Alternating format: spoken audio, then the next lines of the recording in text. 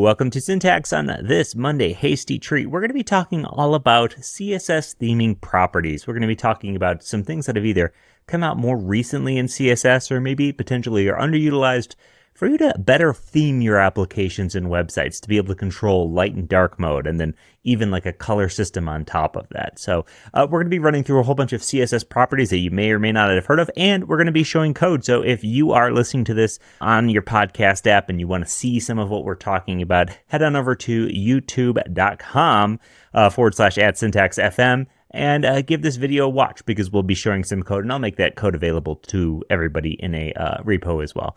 My name is Scott Jelinski. I'm a developer from Denver. With me, as always, is Wes Boss. What's up, Wes? Hey, we should also say video is on Spotify as well. We do not support video on all the other podcast apps just because it has to be like a different feed and whatnot. And then you're splitting feeds, and it's kind of annoying. I really wish they would fix that. But yeah, certainly check out the video if you are noodling on how that all works. Yeah, if you don't know, the whole video podcast thing is an interesting territory where if you wanted to, let's say, publish a video podcast for an already existing audio podcast, you cannot have them in the same feed. So then you end up doing two separate feeds, and that's not something we want to get into, although Spotify allows you to attach video to a specific episode. So shout out to Spotify for actually trying to solve that problem. I just wish it was a global solution. Thinking about a solution to solving your bugs, well, that's where Sentry comes in. Let me tell you a little bit about Sentry. Sentry.io is the perfect place to solve all of the errors and bugs that are in your application. For instance, I don't know about you, Wes, but I tend to just think my stuff's working fine sometimes because it's working fine for me. Works on my machine, right? Works on my machine, yeah. Yeah. And little do you know that there's a lot of different machines out there and configurations and kinds of stuff. So it's important to have a tool like Sentry monitoring your application, giving you the insight into what's going on most users. Maybe there's something messed up with a very specific user's database record or something that's causing some errors. And man, that stuff's hard to get visibility in, but not with Sentry. So head on over to sentry.io /syntax, sign up and get 2 months for free. Yeah, it's an incredible service. So this podcast is presented by Sentry. All right, let's get into it. Wes, I'm going to share my screen here. We can take a look at some code and all kinds of stuff. Let me pop this open. Entire screen, select my screen. There we go. I have this little demo. It's not the most incredible looking demo. I didn't actually take very much time to get these colors dialed in. So if you're looking for something that is finely tuned, this is not necessarily at colors wise, but the techniques that I'm going to be showing here are pretty impressive because we did a whole theme system for the Syntax site. And when we did that it was a while ago at this point. About a year and a half. Well, yeah, which is crazy to say. It's like a year and a half ago. But like CSS has changed so much in a year and a half that it's crazy to think that a year and a half old CSS is like, oh, now we're finally in a spot where, we could use quite a bit of this. Yes. And so this is actually really interesting here because when we did the Syntax theming system, I had to do so much magic with CSS variables to get some of these features that you're going to see that we can now do in 1 or 2 lines of CSS. So when we have an opportunity, we'll be able to swap a lot of this stuff out on the Syntax theming, and it's all going to get a little bit nicer. So the first thing I wanted to talk about in this episode was the theme color, which is a meta tag. Now, you might be wondering about what the heck the theme tag is, or the meta theme tag. And this only applies to mobile browsers, and not even all mobile browsers, just mobile Chrome and mobile Safari. And then it applies to desktop Safari as well. If you've ever seen a website that looks nice with this top bar up here, that is typically being done through the meta theme color. Now, it automatically, you'll notice I actually don't even have the meta theme color for this specific site pulled up right now. And you'll notice that it's still being styled with the black background color. So by default, you're going to get it matching your background color. Tries to pull it out. Yeah, which is great. I think that's a wonderful thing. But if you want more control over it, what you can do is, in fact, let me head to our HTML here. What you can do is you can add a meta tag that has a name of theme color, and then you give it some content, right? The content is the color you would want. Now, there is some iffy things and weird things, like if you're in dark mode in your application overall and you try to set this to be a super white background, sometimes Safari's not playing nice with that. If you're wondering why it doesn't work, there's some caveats there in terms of like which actual colors you can use. But let me even like set this to like a 333, and you can see now it's not matching the background. It's changing the color specifically up top here. Oh yeah. We don't even have this on the syntax website, I don't think. We should probably add this, eh? Yeah, We have the ability to like bookmark it and add it as an app in Safari desktop. yeah. But You'll notice something interesting here is when I tried to change it to this green, it didn't like it because this green is, see how the color contrast wants to go black text on green? It won't change it because we have light text on top of here. But I'm guessing here, let me even pull up my system settings. If I change this to light mode, you can see it works now because now we're getting that dark text on here. So it understands the contrast needs to be enough. So that's one interesting thing. You can see here, if I toggle back to dark mode, it goes back to, I don't know why it's going to this gray, which is interesting because I didn't even set this. And there's some weird quirks with that. I'm going to tell you this right now. I found this to have some interesting quirks going on. And sometimes, here's a fun thing, Wes. I found like the only way that I could get it to dynamically change when you're changing your theme is to do it with a query selector. This query selector line right here is the only way I could get it to work dynamically, which makes sense. But like there's some, was it React Helmet that allows you to set meta tags and stuff like that? I wasn't able to get like super reliable transformations using anything other than that. The browser was not detecting the change. So that yes. The query selector that you had is you set the .content attribute of the meta tag, and that's odd that I'll even like a React paste it in Helmet here so you can see whatever. It. Meta name scene .con. Yeah, that's all that like a React or Svelte would be doing. It's often really funky. It's classic Apple to try to save us from ourselves, being like, you can change it, but if you're doing some like MySpace stuff where it's impossible to read the text, then you're not able to do it. And honestly, I wish we had more control over this type of thing because I run a sort of a blue theme in all of my browsers, and any website that has a dark fav icon is like impossible to see. And there's no like spec or anything like that to either theme the browser, which is what Safari and Chrome are letting us do with this meta theme color tag, or like, wouldn't it be nice if the browser could be told if your browser is currently in dark or light mode? Because I know I'm going to get some hate for this, but I often run light mode during the day and dark mode at night on my Mac OS.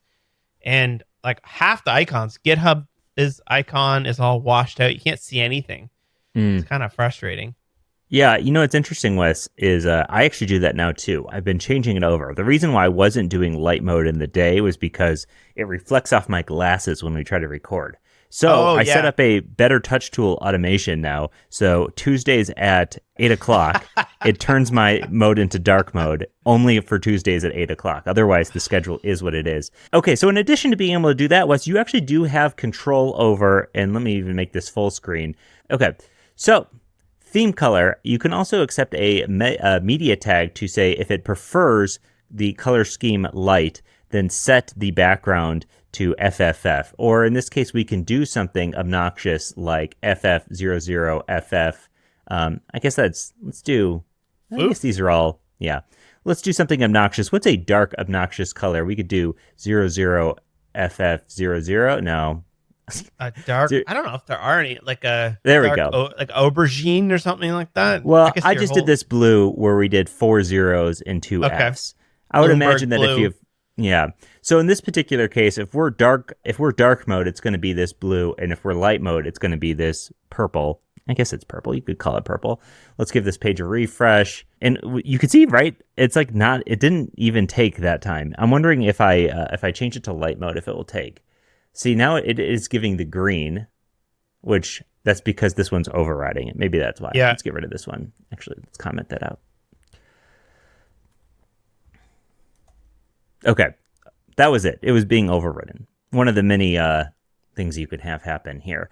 Okay, so now light mode, And then in dark mode, we have the blue. So we do have control over this light mode versus dark mode if we want to, specifically for this, as long as the contrast ratio is correct. So that's pretty great. But yeah, again, one thing that you'll want to be aware of.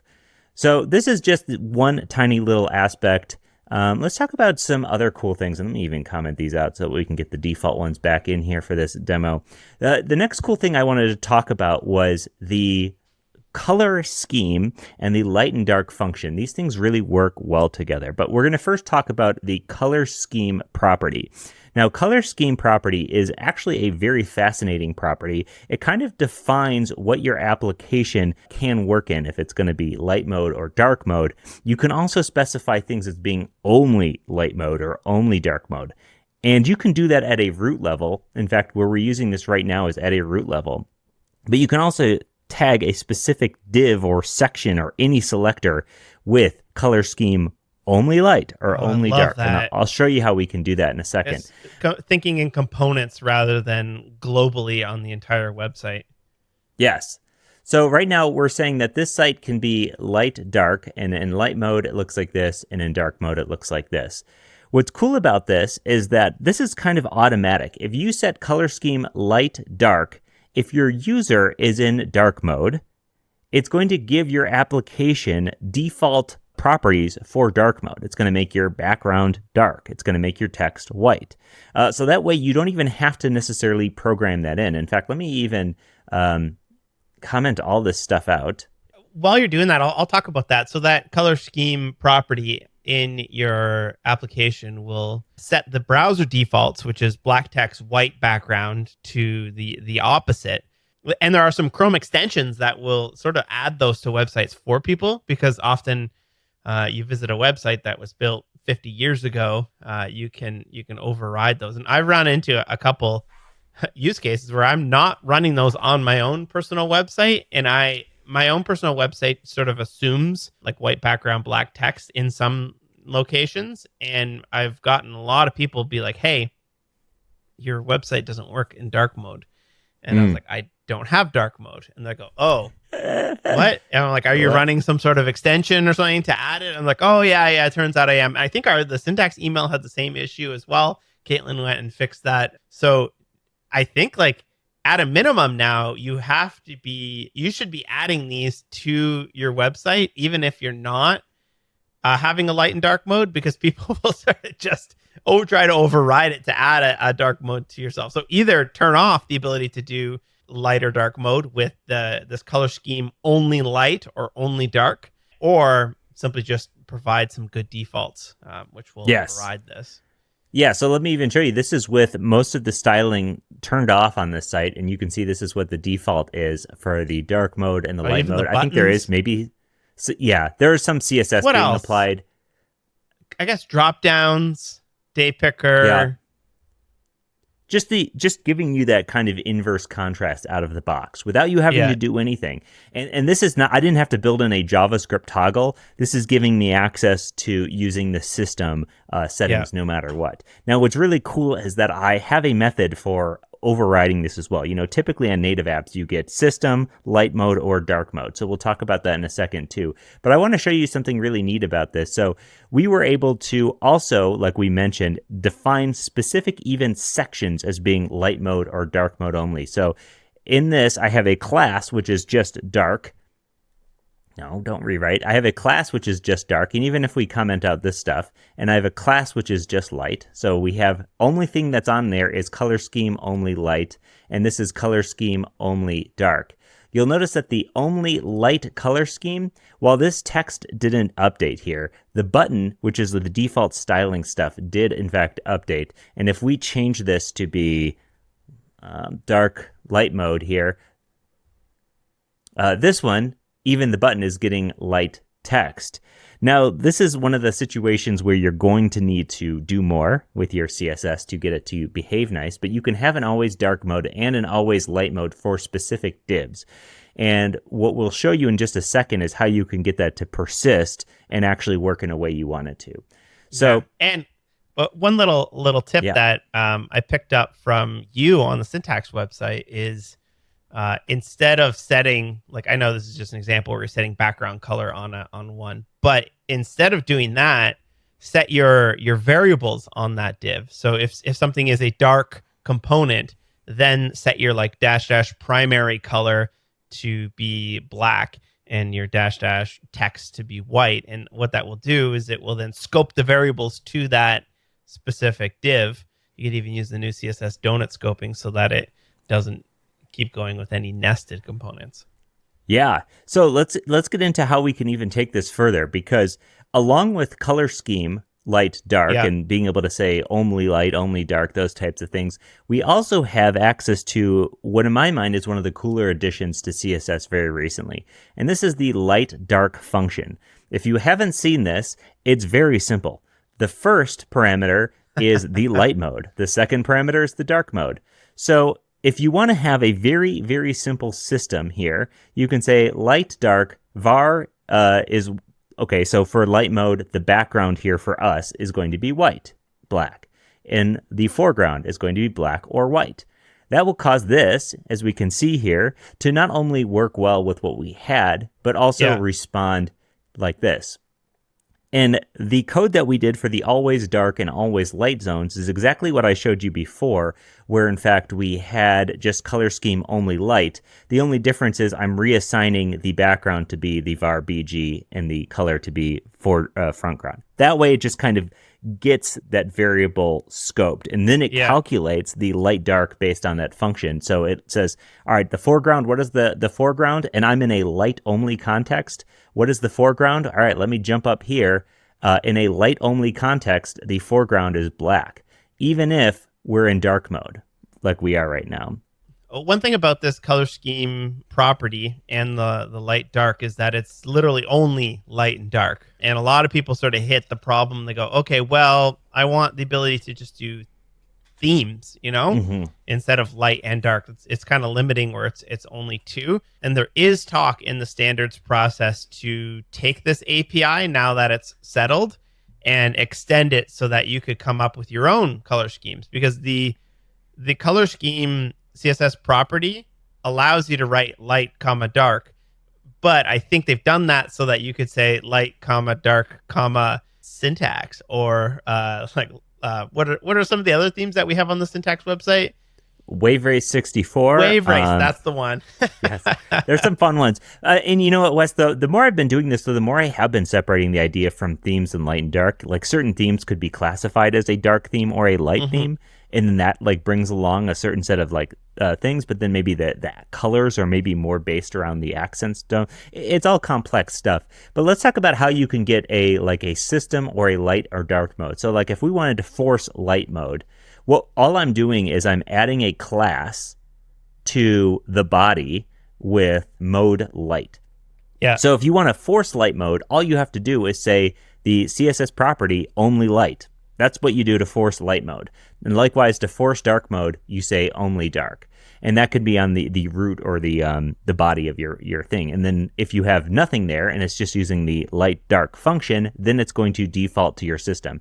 So like for instance, if I have this set to dark mode and I change my browser to light mode, which it is currently right now, you'll see that the site isn't changing at all. And this is all because the body has a class of mode dark, which just selects only dark. And the killer feature of doing it via CSS, which is the color scheme only dark, versus what we used to do, which is we had to add a class of dark and set a whole bunch of variables on dark, is that now our media queries of prefers color scheme light and prefers color scheme dark, now those will snap too. Previously, we had to do the media queries for that and also when the body has a class of light and dark, which is really annoying. And we found on the syntax website has a lot of little edge cases. Yeah, you end up kind of double defining things, especially with themes. You have to reinstantiate things, and that can get annoying. So this is all really great. You can see now we have our what's neat is that using CSS variables, I have an always inverted zone too, which will always be inverted. That's being done very simply with a class where I'm just setting the color and background and I'm swapping them. Now that is a very naive kind of implementation of this, but the way that you would end up doing this is extremely similar. You just have your things set via the foreground and background. And again, since these are being set with the light dark function, it all kind of responds accordingly. Browser support for this is very well supported, right? Like I'm just Surprisingly, look yeah. at it, right? It's been in Chrome for over 4 years. It's been in Safari since what? Yeah. 2019? Yeah, I think Firefox only added it last year or something. Was that the holdout? Yeah. Yeah, I think that was it. 2022 it was in Firefox. But that means why have we not been using this? Are you talking about color scheme? This color or scheme light property dark? and the light dark is newer, but the color scheme property has also been in browsers for quite a while. It got taken out of Chrome for a while. Yeah. Okay. It's interesting. The light dark stuff kind of opens this up to me much more. I know the color scheme stuff is important, but the light dark function is where a ton of the magic happens, just because you can really finely tune that. What is this? What is that? You're not having to put a media query in every single time, And you can even do that for like themes, which you'll see here. Yeah. You can do all sorts of great stuff with this light dark function. One thing I wanted to talk about before we even got off of this light dark function is exactly that, themes, right? So in addition to having a class to do like mode, I also have a class to do themes. So a blue theme looks like this. And what's cool about this blue theme here that I have, it doesn't look great, but it also responds to light and dark mode.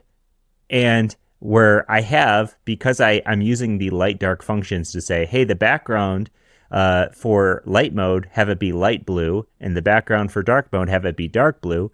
And then all the stuff works, like the always light zone, the always inverted zone, the always dark zone. This stuff all still works exactly like it did. Wes, I kid you not, this whole theme, this whole blue versus this theme, granted they're not that different, is only being done with this one line of CSS. Man. So that's the only thing that's happening here, and it's able to take that system throughout the whole thing. And likewise, I have like a monotone one, which is also doing the same thing, and then a green and red one I'm calling Santa. But yeah, so this is really just it in terms of how you get a nice theming system that works in light or dark mode, which is honestly challenging. Let me ask about what you're doing here. Is you're often just setting variables, and we've been talking about just like color and whatnot. But like one of the biggest use cases in light and dark mode is you take the shadows off in dark mode off of elements. This is not just for colors, right? It's for setting. You can just set variables in them, or how literally anything. Yes, literally anything.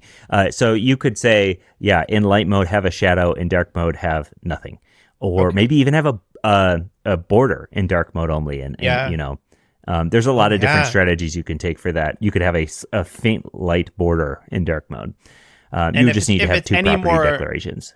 If it would be any more complex than like setting a value of a shadow, you could revert back to a nested media query, prefers color scheme dark, and then you can throw in a bunch of CSS in there. But in most cases, this light dark will help us out.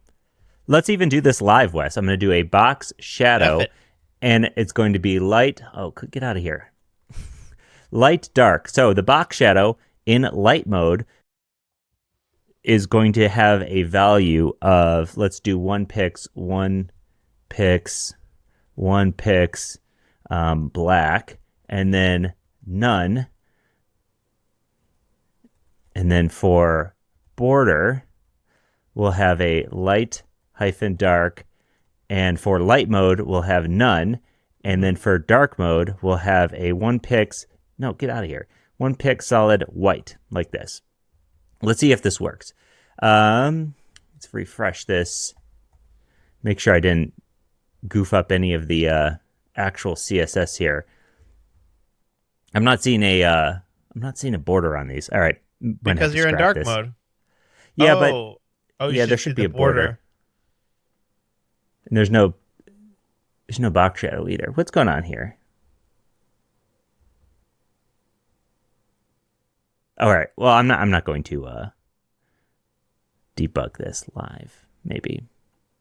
Let's debug it live. Did I goof something up here in the properties? Yeah, it's being crossed out. Hover over top of the exclamation mark, and it says Unsupported unsupported property property. value. Is it none? Because border is not. Try 0 instead of none. Yeah. I don't think none the keyword works for, and same with the box shadow. Huh. All right, maybe you can't use the light dark function here. I swear I did this. Try set a variable in light dark instead, and then pass it to box shadow. So make a variable called BS Yeah. and set it to box shadow. It should work though. So for the audio listeners right now, we're trying to figure out if you can pass a box shadow value or not. I could have sworn that it was only for color. Yeah, I mean, maybe you're right. It must be a color. Oh. How about this then? How about this? You could just use transparent. Well, you would have 1 pix, 1 pix, 10 pix, and then instead of light dark with the box shadow properties, it's either black or transparent. Ah, yeah. Yeah. Let's see if that works. Let's turn it to light mode. There we go, folks. There you go. But And we then, still have yeah. a problem of like what if you want to change the amount of box shadow on light and dark? If that's the case, you have to revert back to a prefers color scheme media query, right? Yeah, that makes sense to me. Not a huge deal though, because in 99% of use cases, like here I am trying to find a situation where you would use something other than a color. And I think the box shadow is probably the most common one. Yeah. So, no, you spelled transparent wrong. Oh, man. Okay, now in dark mode here, we have the border being applied only in dark mode, and then in light mode, we have the box shadow instead. Folks, if you're out there and you want to do a box shadow in dark mode, do not do a white shadow. It's not, that doesn't make any sense. Always looks bad. It looks bad. Okay, let's keep it moving. Too bad. Well, let's keep talking about that. That's one of my biggest pet peeves is either they increase the base color from black to something that is lighter, and I think that looks awful because you start getting into brown mode, which I hate. Yes. Or you see these these wispy, faint white drop shadows, which looks like garbage as well. We need a color darker than black is what we need. Oh, and before we get off of this specific example and talk about things like accent color and some little things like that, one of the cool things that we can do now with color mix, and actually Wes and I just discovered that relative color was recently added to Firefox in July before this, so relative color will be one of those cool things we'll be able to talk about as well. So one of the cool things you can do with color mix is combine two colors. And in this particular example, this is one of my favorite CSS values that I add to every single project, which is tint or shade, where you're using a color mix. You're choosing the color profile and you're saying, I'm going to take the foreground color, which in my instance in light mode is dark and in dark mode is white, and I'm mixing it with transparent 95%. So you can see that the tint or shade right here in light mode is going to give you a slightly shaded section. And if you do the same thing in dark mode, it's going to give you a slightly tinted section. So it's going to add white to here. So if you ever wanted something that was just a little bit lighter than the color you had, or something a little bit darker, you can use a color mix and mix in your whites or your blacks in here to get a tint or shade. And I use this variable all the time. This is something, it's like a very commonly used feature of mine. I also usually use this is funny, Wes, I have one that I call tint or shade harder, which is just the same thing, but more contrast. I have a variable on my own website called I'm going to faint, which is because you set up your grays and then you inevitably get to the spot where you go, I need a bit more of I need a even more faint color, or you set up your 100. Yes.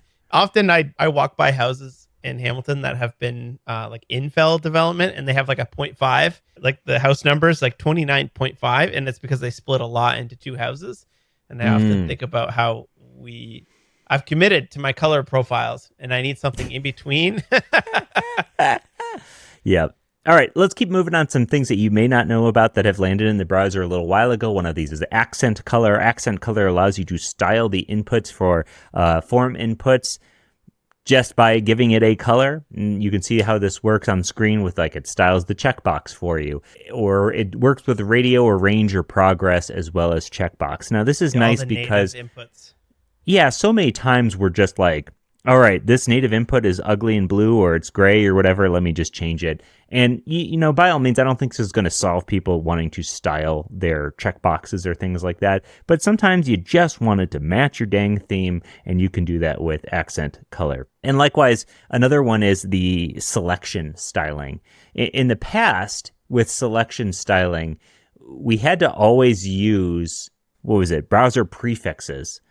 And you don't have to use browser prefixes for this anymore. So to get this selection styling, Like text selection you're talking about, not like a correct. select drop down. Okay. Yeah, to style the text selection, all you have to do is : selection. So it's a pseudo selector to grab the selection text. You can style it however you want, and you can also do that on any individual div for some reason if you wanted a specific div to be styled with the text selection. But these are all things that can make your application feel more like it's your app, right? So now we have the theme matching the background color. We have the text selection matching our theme. We have the ability to do light and dark mode. We have all this relative color stuff. And I guess that brings me to the next part, which is actual relative color syntax. Now, relative color syntax is super interesting, and I had no idea this landed in Firefox in July. I think it was like late July. So this thing just hit. All right, so here is a demo that I cooked up probably about a year ago once it initially hit Safari, and it's actually not working in Chrome or Edge right now, and I wonder if that's because it had changed. But basically, watch this. So we have this color variable that's being set on the root right here, and then I'm calculating all of these darker, lighter, opaque, and then I am calculating every single color off of that one variable. And watch, as I change the value of my one variable, everything else is being calculated from that. And it's really, really cool. So the code from that is you basically pass it to HSL, and you say from, and then you give it your color. And then what that does is it will bust up your color into the channels. In my case, I'm using HSL, so I get a variable. It's not even a variable, but it's just a letter called H. A value, yeah. A value, S and L. And this works with RGB and I think OK Lab and all the other ones out there. And then you can basically take the channels of the color and say, okay, well, I want to take the hue and add 180 degrees to the hue of that, and then just use the S and the L as they were. And you, in this case, I'm taking the HS, and then I'm taking the lightness and increasing it, right? You see lighter or darker values are being calculated here. So that's always the question we have on this podcast is, can you calculate good colors? And the answer we sort of landed on is no. Good design is, at the end of the day, it is done by somebody with a good eye for design. However, you can, like this kind of looks cool. You can take a single color and calculate things that are sort of similar to them. I'm even using them in gradients here. So it's pretty wild that you can do all of this with a single color function here and then pass it all in. I mean, you can programmatically get to good colors. I do think there is some of that, but you can't just have it be automatic. So like what you're showing here, the relative color syntax would have cleaned up our syntax CSS so much that I had to like, what I had to do to get it to work nicely in syntax without doing relative color syntax was to have variables for, was it OK Lab? The channels, yeah. Was it? Oh, I did LCH. I'm sorry. I had to have variables for each, the lightness, the chroma and the whatever the LCH is, and the hue. So I had to have variables for each of those, and then that just ends up exploding your CSS file. It becomes a giant pain, and you can really have like not like trouble with it, but it definitely isn't as streamlined as something like this is. So this is one of the things I'm most excited about. So the fact that I just learned this morning that it landed in Firefox in July is pretty fantastic. I wonder, I'm going to open it up in Firefox right now because it's not working in Edge, which is very odd. I'm wondering if it's because I'm using so many variables and I'm sort of hot potatoing them around, because this is it. Like, do you see anything wrong with my syntax here? I don't think so. It's a little fuzzy to me, so I cannot see it. Oh, okay. It also is not working in Firefox. So it might be that the syntax has changed since I've made this demo, because it was relatively new when I made the demo. It just hit Safari. Your syntax looks fine to me. I'll just leave it at the fact that it might be because it's a different syntax, but I'll dip into it after this. All right, cool. Well, one more thing before we get out of here. Let's talk about some cool future stuff that's coming down the line here that will really further and aid this. So one of which is going to be style queries, where we have the ability to use essentially a media query based off of properties. That's going to blow this whole thing wide open too, in terms of the sheer amount of combinations of these techniques that are just going to really discover some really pretty incredible things. Not only that, but you'll be able to use variables as that property as well inside of style queries, essentially giving you now like have conditionals. If statements. Yeah, conditions. Yeah. Exactly what you just said is we can have if statements, or you can say like, if something is black, then apply this to be red. Yeah. And also there's the color contrast, which we've talked about on this show, or contrast color, whatever it ends up being called. Yeah, color contrast is going to be great for these situations where maybe you are swapping these themes and you could use the light or dark function, and then you could on top of that do a color contrast, so that way you can make sure that your theme is always going to be serving up the color that has the highest contrast ratio between whatever its specific current background is, or whatever you're doing at that given time. So you can imagine it, once you get into the light dark function with color contrast and style queries and relative color, man, this stuff's about to blow up, because even the addition of color scheme and light dark functions has really blown this up already. I think we're just going to continue to see these kind of improvements. Like I said, I'm going to make this demo available if you want to check out, if you want to play around with it, if you want to try things and see how it's working. And I'll put that, make sure it's available in the show notes for everyone if you're interested in seeing. Otherwise, just go experiment with the light dark function. Let me know what kind of cool stuff you make. I want to see what type of theming systems you're able to come up with this stuff. This is my jam, and I'm stoked to see all this happen. And now, Wes, I cannot wait to rewrite the theming system for the Syntax website. So, classic.